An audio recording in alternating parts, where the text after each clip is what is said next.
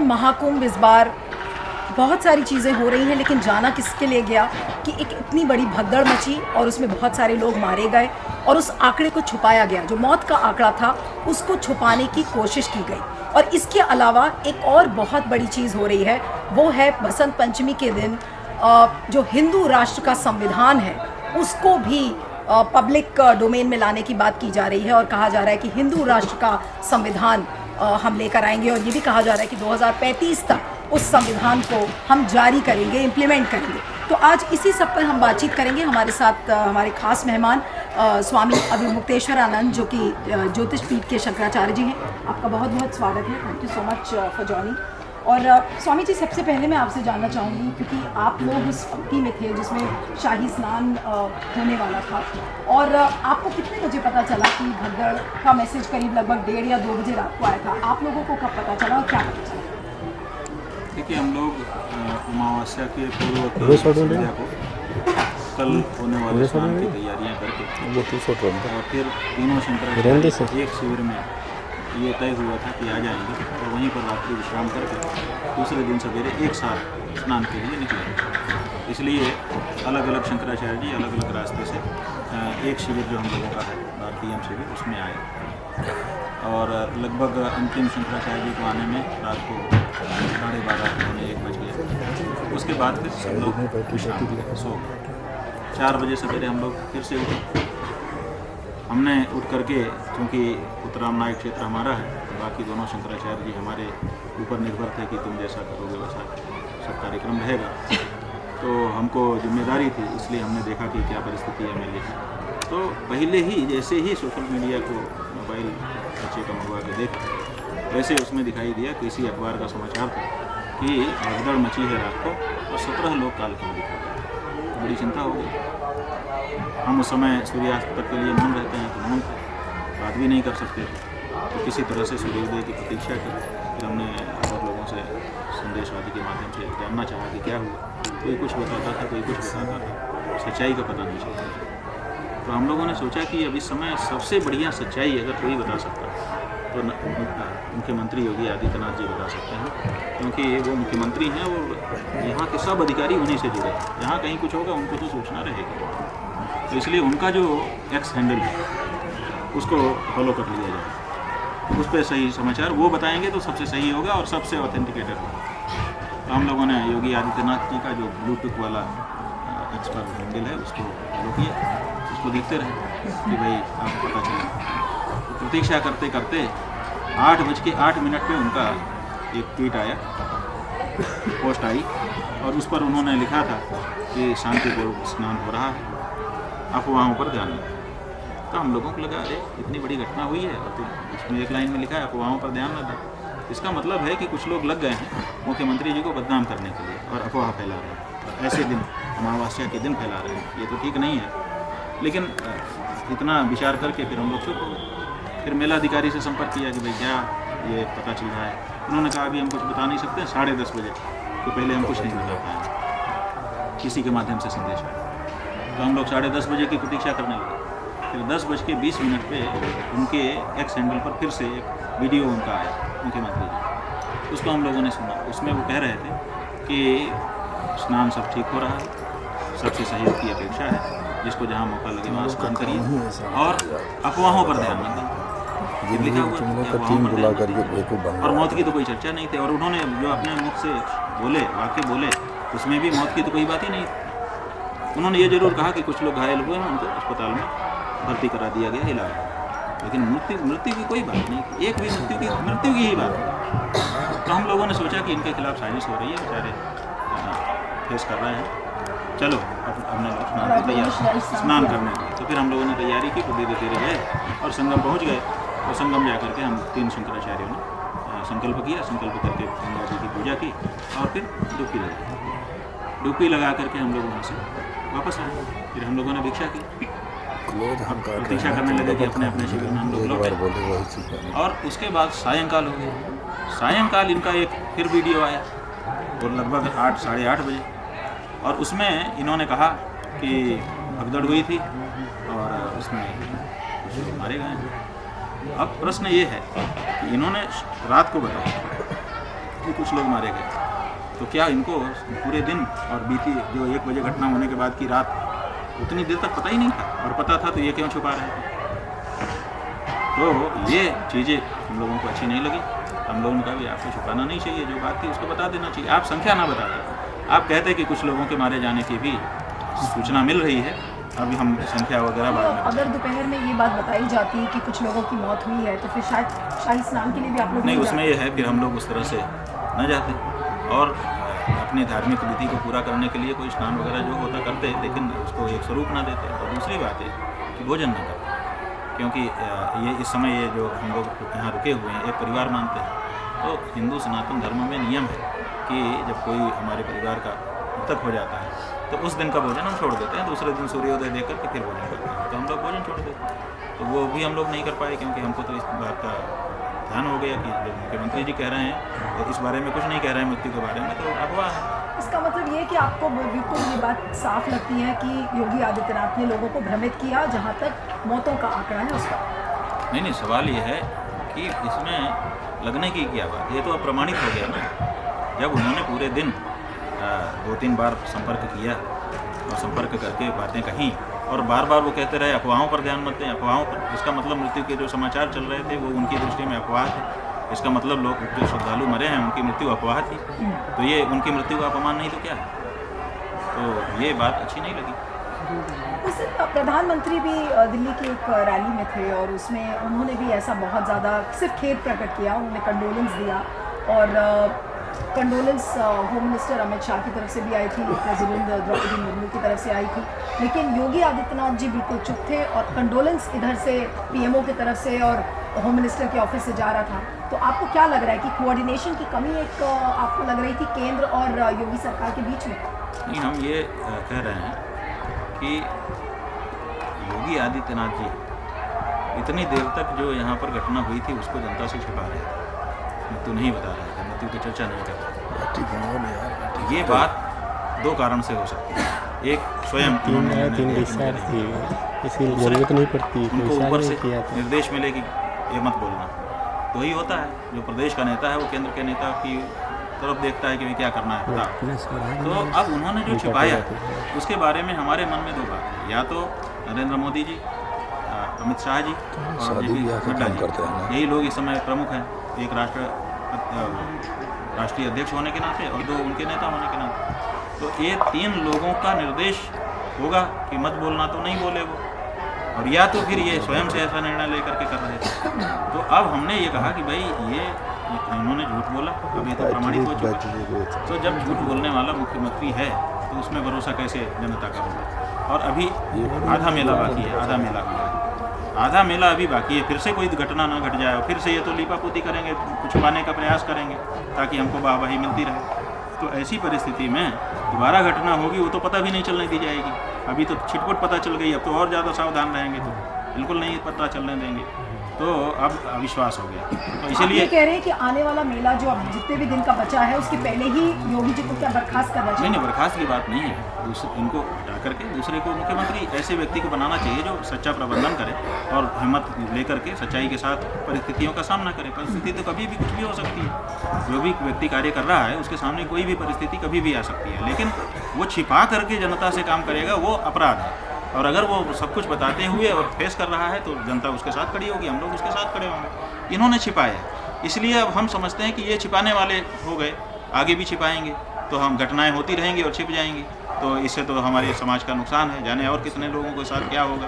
तो ऐसी परिस्थिति में इनको बदल दिया जाए, इनको आप केंद्र में ले जाओ, कुछ और जो करना हो करो, फिलहाल यहाँ से हटाओ और नया कोई ऐसा काबिल व्यक्ति, योग्य व्यक्ति मुख्यमंत्री के रूप में स्थापित करो ताकि पंचमी का स्नान उसके नेतृत्व में हो। लेकिन स्वामी जी, योगी आदित्यनाथ खुद गेरुआ वस्त्र पहनते हैं, खुद एक मठ के हेड हैं, लेकिन वो इस संवेदनशीलता को क्यों नहीं समझ पाए? देखिए, यही तो बात है ना कि हम लोग मीडिया बता रही थी, सोशल मीडिया में लोग बता रहे थे कि भगदड़ हुई है, मरे हैं, हम लोगों ने इन पे भरोसा किया। आप हमारी परिस्थिति को समझो, जो भरोसा करता है ना उसी को धक्का लगता है। हमको क्यों धक्का लगा? क्योंकि हमने भरोसा किया कि ये तो कम से कम सही बोलेगा, और वो जब बोल रहे थे कि अफवाह पे ध्यान मत दीजिए तो हमने मान लिया। तो इनके गेरुआ कपड़े के कारण ही तो मान लिया, अगर ये पैजामा छाप होते तो हम थोड़े इतना भरोसा करते। हालांकि हमारे मन में पहले से ये बात है कि ये गोरक्षपीठ के होकर के गौहत्या बंद नहीं कर रहे हैं, ये बात हमारे मन में पहले से है। लेकिन फिर भी आखिर गेरुआ कपड़ा है, आखिर मठ का महंत है, ऐसा मान के कहीं ना कहीं तो थोड़ा पक्ष रहता है ना, इसी कारण से हमने भरोसा कर लिया। लेकिन महाकुंभ में अगर इस तरीके का हादसा हुआ और एक संत मुख्यमंत्री अगर इस तरीके का कृत्य करते हैं, तो क्या आप इसे कहेंगे कि ये सबसे बड़ा पाप योगी जी ने किया? इसीलिए कह रहे हैं ना कि अब उनको कंटिन्यू नहीं करना चाहिए। उनको पापी कहने से हमारे समाज का लाभ नहीं है। अभी फ़िलहाल उनसे उनकी इन वारदातों से, इन तरह के स्वभाव से बचने में हमारे समाज का लाभ है कि कम से कम कोई जिम्मेदार व्यक्ति आए, वहाँ पे बैठे और संचालन करे। अभी हमारे समाज की हमको देखना है, अभी उनको पापी कहने से हमको कुछ नहीं मिलेगा। अभी उनके नेतृत्व में आगे सही व्यवस्था लोगों की होगी, इसमें हमको शंका हो गई है। मोदी जी से आप इस चीज़ पर क्या कहेंगे, क्योंकि एक मिसलीडिंग मुख्यमंत्री जो कि भ्रमित कर रहे थे, झूठ बोला उन्होंने मौत के आंकड़े पर, प्रधानमंत्री से आपकी क्या अपील है? भाई हमारी प्रधानमंत्री जी से अपील है कि जनता में विश्वास बहाली के लिए इनको हटा करके एक सक्षम व्यक्ति को मुख्यमंत्री बनाइए, ताकि उसके नेतृत्व में कुंभ हो और लोग समझें कि मोदी जी ने तुरंत देखिए एक्शन लिया, एक्शन लेकर के ज़्यादा काबिल आदमी को भेजा है। एक जो बिगड़ गई है बात वो फिर से संभल जाए और लोगों के विश्वास की फिर से बहाली हो। श्रद्धालु जो ठग गए हैं वो फिर से आगे बढ़ें, आपका ये मेला फिर से निर्विघ्नता से आगे बढ़े। जो चले गए हैं उनके बारे में एक अच्छी नीति बनाई जाए, उनके बारे में ये कह देना कि उनका मोक्ष हो गया, ये उतना अच्छा नहीं है। उनके बारे में जो कुछ किया जाना है वो किया जाना चाहिए। स्वामी जी एक चीज़ और पूछूंगी और फिर मैं अपना सब्जेक्ट चेंज करने वाली हूँ, बहुत लंबा इस पर मैं भगदड़ पर बात नहीं करूँगी कि खबरें क्या आ रही थी कि भगदड़, एक भगदड़ हुई, दो भगदड़ हुई या 3 जगह हुई, इसको लेके बड़ी कन्फ्यूजन है और अलग अलग सूत्रों से आपकी भी बात हो रही है लगातार कि कोई एम्बुलेंस वाला है या कोई जो वहाँ पर मौजूद था और जो रिलीफ वर्क में इन्वॉल्व था। आपको क्या पता चल रहा है, किस तरीके का डिटेल पता चल रहा है कि एक बोला जा रहा है कि एक बिल्कुल अंधेरे में एक स्टैम्पीड हुआ था और एक बिल्कुल अर्ली मॉर्निंग भी हुआ था, क्या आपको क्या सूचना है? देखिए अब हम किसी बात को जब तक पुष्ट ना कर लें क्या कहें, लेकिन जो बात थोड़ा जगह जगह से आ रही है जैसा कि आप बता रहे हैं, तो लोग बता रहे हैं कि 6 जगह पे ऐसी घटनाएं हुई हैं, मतलब 6 जगह भगदड़ हुई, लोगों के प्राण गए, कहीं कम कहीं ज़्यादा, लेकिन 6 जगह पे ऐसी, लेकिन 6 जगह ऐसी भगदड़ की खबरें हैं। अच्छा अब आप क्योंकि बहुत ज़्यादा इंक्लूसिविटी, समरसता, अभी भी मैं जब आपका प्रवचन सुन रही थी, जब आप बोल रहे थे, मैं वहीं पे पंडाल में थी, आपकी बातें सुन रही थी। और कल जो ये 501 पेजेस का जो एक बड़ा डॉक्यूमेंट तैयार हो रहा है जिसको कहा जा रहा है हिंदू राष्ट्र का संविधान है, और उसको बहुत सारे लोगों ने, स्कॉलर्स ने, एकेडमिशियंस ने मिलकर बनाया है, उसको पब्लिक में लाया जाएगा बसंत पंचमी के दिन। इस संविधान का क्या मतलब है और उसको क्यों कुंभ में लाया जा रहा है? क्या आपको क्या लगता है कि मंशा क्या है ऐसे संविधान को लाने में? हमारी जानकारी में ऐसा कुछ नहीं है, आपके द्वारा ही हमको जानकारी मिल रही है कि ऐसा कोई डॉक्यूमेंट है और उसको पब्लिक किया जाना है। तो हिंदू राष्ट्र एक विचार है, कुछ लोग कहते हैं कि इस देश को हिंदू राष्ट्र होना चाहिए, बहुत पहले से कहते चले आए हैं, अभी भी कह रहे हैं। तो हम लोग यही उनसे पूछते थे कि भैया, हमसे भी लोग पूछते थे आप जैसे कि हिंदू राष्ट्र के बारे में आपके क्या विचार है। हम कहते थे कि कोई प्रारूप सामने आए तब उसको पढ़ के हम कहें कि अच्छा है कि बुरा है, क्या होगा। अभी तो कोई प्रारूप ही नहीं है, तो अगर कोई प्रारूप आ रहा है तो हम तो स्वागत करेंगे। हम चाहेंगे कि उस प्रारूप का अध्ययन करें और अध्ययन करके, विश्लेषण करके तब उस बारे में कुछ कहें। स्वामी जी वो डॉक्यूमेंट मेरे पास है और मैंने उस पर 2-3 एनालिसिस प्रोग्राम्स किए हैं, इसलिए मैं आपसे डिस्कस करना चाह रही हूँ। खासकर उसमें ये कहा गया है कि अगर आप हिंदू हैं तो आप इस देश में वोट डाल सकते हैं, अगर आप हिंदू नहीं हैं तो आप वोट नहीं कर सकते। आपको अगर चुनाव लड़ना है तो चुनाव लड़ने के लिए आपको हिंदू होना पड़ेगा, और जो राष्ट्राध्यक्ष होगा यानी कि जो हेड होगा, चीफ, वो भी हिंदू ही होना चाहिए। अब अगर संविधान में इस तरीके की बातें हैं, उस पर आपका क्या कहना है? नहीं, जो हिंदू राष्ट्र के विचार वाले लोग हैं उनका अपना विचार है, किसी का कोई विचार है उसको विचार के स्तर पर हम लोग खारिज नहीं करते। हम कहते हैं ठीक है आपका ये विचार है, अब उसको कितनी जन स्वीकृति मिलती है उसको निर्भर करता है। अगर पूरे देश की जनता यही चाहेगी तो होगा, इसमें क्या है? नहीं, लेकिन फिर उसमें बहुत सारे लोग जो अन्य धर्मों के हैं, जैसे मुस्लिम्स हैं, क्रिश्चियंस हैं, दलित्स हैं, और ये भी कहा जा रहा है कि जितने अंग्रेज़ी मीडियम के स्कूल्स हैं उनको आप हटा के और उनको गुरुकुल सिस्टम में ले आएंगे। वो सारी चीज़ें हैं, ये पब्लिक डोमेन में आया है, हर व्यक्ति के हाथ में उसको एक मिलिट्री ट्रेनिंग होगी, ये सारी डिटेल्स अभी आए हैं। 501 पेजेस का ये डॉक्यूमेंट है जिसको कहा जा रहा है कि बसंत पंचमी के दिन हम उसको अनवेल करेंगे। तो ये सब चीज़ें जो डिटेल सामने आ रही हैं, ये थोड़ी सी भयावह लगती है। देखिए, जब अभी औपचारिक रूप से सामने आई ही नहीं है है ना। आप तो घरेलू होंगी, इसलिए पता चल गया कि माँ को गर्भ है। हम लोग तो जब बच्चा पैदा होके कहाँ करेगा तब जानेंगे। उसके पहले कैसे जानेंगे? स्वामी जी, ये एक्चुअली ना पब्लिक डोमेन में, अभी पब्लिक डोमेन में नहीं आया है, लेकिन सारे जो मीडिया के जो वेबसाइट्स हैं उस पर ये खबरें आ चुकी है कि राष्ट्राध्यक्ष हिंदू हो। अगर आपको देश में चुनाव लड़ना है तो आपको हिंदू होना पड़ेगा, वोट डालने के लिए भी हिंदू होना पड़ेगा। तो अंबेडकर जी का जो संविधान है वो कहाँ जाएगा? बात यह है कि आने दीजिए, आने के बाद उसका हम लोग अध्ययन करेंगे, तब उस बारे में चर्चा होगी। नहीं, लेकिन ये जो ब्रॉड पॉइंटर्स मैंने आपको बताए हैं, आपको लग रहा है कि भारत जैसे इंक्लूसिव देश में, जहाँ पर हम बहुलता की, विविधता की बात करते हैं, वहाँ पर इस तरीके का संविधान को कितनी स्वीकृति मिलेगी? देखिए, आपने कहा ना बहुलता, तो बहुलता क्या है? इसमें बहुमत हो। देश का बहुमत क्या चाहता है उसके अनुसार ही तो होगा। लेकिन शंकराचार्य जी क्या हिंदू राष्ट्र के फेवर में है? अम्बेडकर का संविधान जो है, आप कहते हैं अम्बेडकर का संविधान, 100 से ज़्यादा संशोधन उसमें कर दिए लोगों ने। अम्बेडकर के कपड़े में 100 जगह छेद कर दिए इन्होंने। जो 100 छेद कर चुके हैं, अब उसमें और उनका फाड़ देंगे थोड़ा सा। ये क्या करोगे? ये जो लोकतांत्रिक संविधान होते हैं, इनकी यही मतलब है। तो हमारा ये कहना है कि ये सब हमारा जो अभी कहना है, अभी ये कहना है, अभी हम उसके बारे में कुछ नहीं बोलेंगे क्योंकि बिना अध्ययन नहीं बोलेंगे। लेकिन हमारा ये कहना है कि ये सब चोचला है, कोई हिंदू राष्ट्र की बात नहीं है। अगर हिंदू राष्ट्र की बात हो तो पहले गौ हत्या तो बंद करो, जो हर हिंदू की मांग है।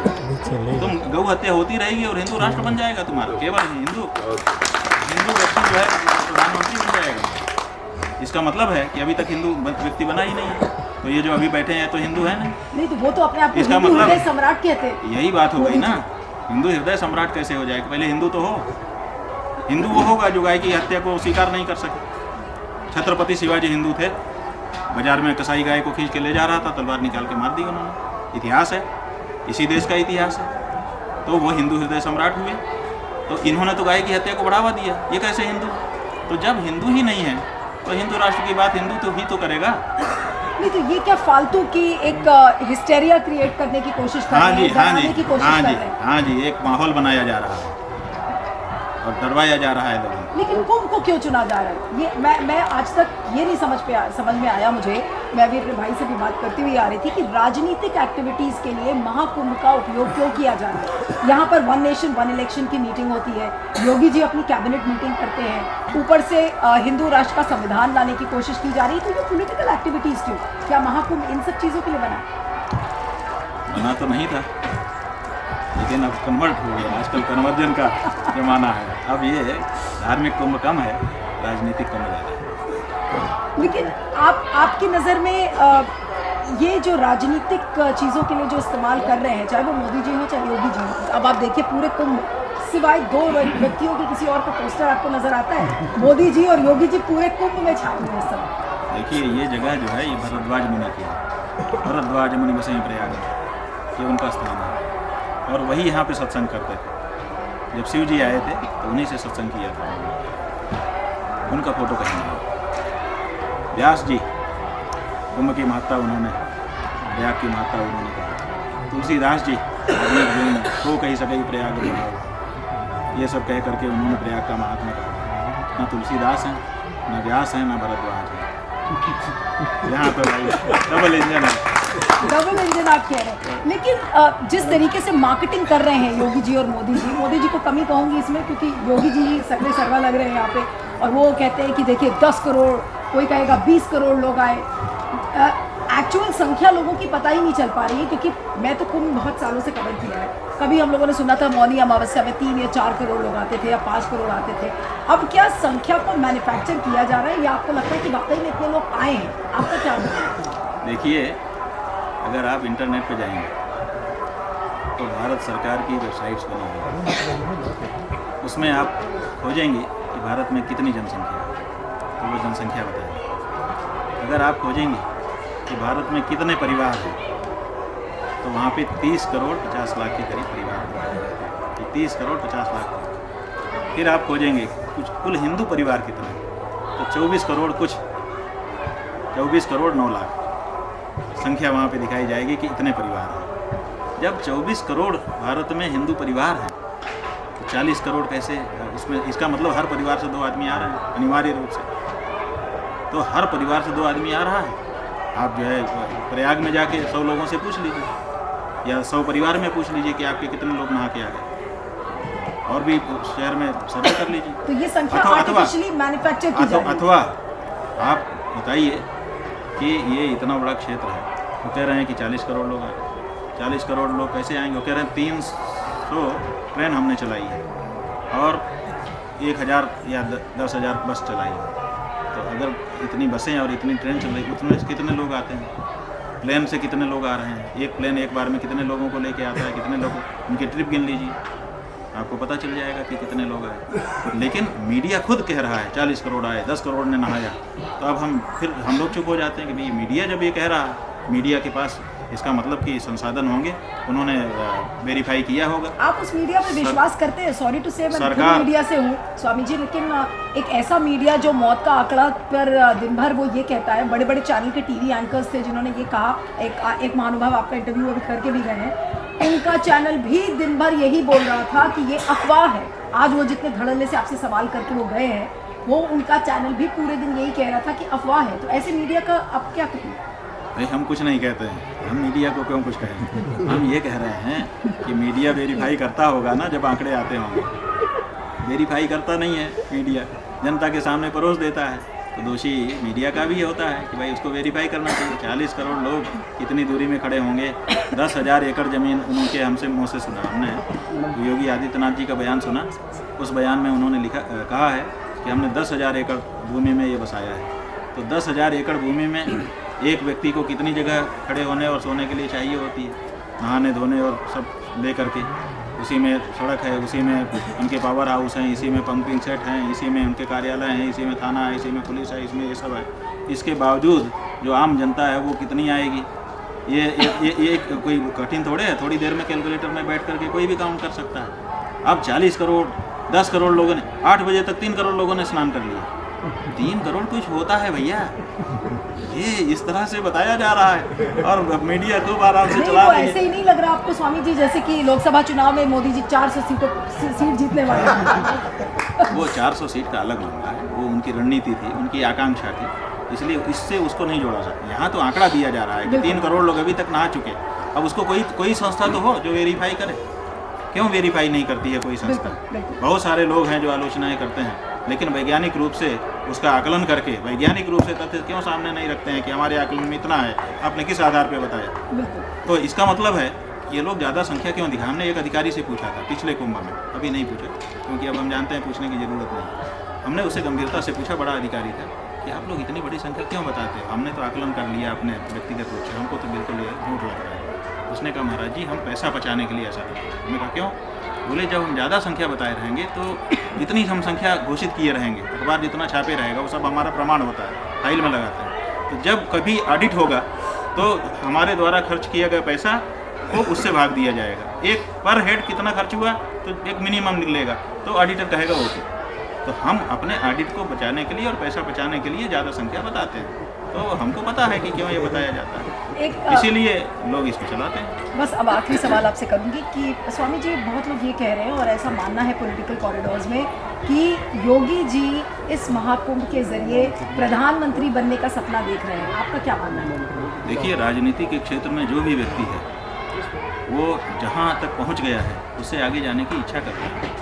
अगर योगी जी प्रधानमंत्री बनने की इच्छा रख रहे हैं या उसके लिए प्रयास भी कर रहे हैं, इसमें हम कुछ भी गलत नहीं मानते हैं, क्योंकि एक राजनीतिक व्यक्ति हैं, उनको महत्वाकांक्षा होनी चाहिए, कोई खराबी नहीं है। लेकिन हम क्या कह रहे हैं कि उन्होंने ये जो यहाँ पर श्रद्धालुओं की मृत्यु हुई उसको जो छुपाया, वो उन्होंने अपराध किया, वो उन्होंने धर्म की दृष्टि में पाप किया, और अब उनको पद पे बने रहने का बिल्कुल हक नहीं है। अगर उनकी पार्टी उनको पद पर अभी भी बनाए रखती है तो पार्टी भी दोषी है, ये हम मानेंगे। शुक्रिया आपका बहुत, थैंक यू।